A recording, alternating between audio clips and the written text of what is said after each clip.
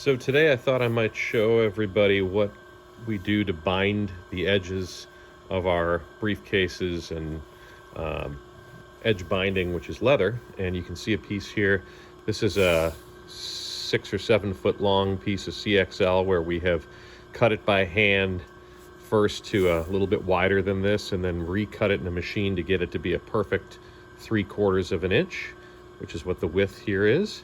And then we've put it through our skiving machine to get the thickness down to about 2 ounces, and the edges are all stained by hand. And so this is going to become the edge binding for this flat pocket that's going to go inside of the briefcase. So let me show you how we do that. We're going to put the binding through the binder, which is this piece here that's I'm tightening down onto the machine, and that allows the binding to be fed at the proper bend and angle through the sewing foot and needle so that we can stitch through it and stitch through the item. So we're gonna get a few stitches going here, make sure it's working, and then I'm gonna bind this for you.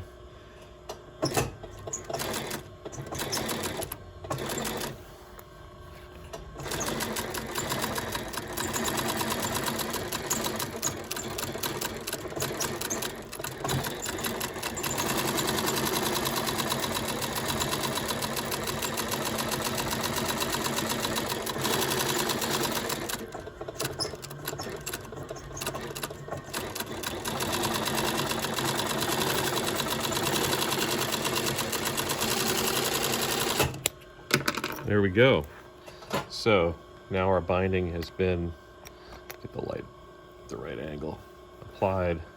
Let's see how that wraps around the curves. So on our briefcases, we bind all the edges so they're not exposed, meaning we stitch the entire bag first to stitch everything together, and then we re-stitch it a second time, applying edge binding to everything.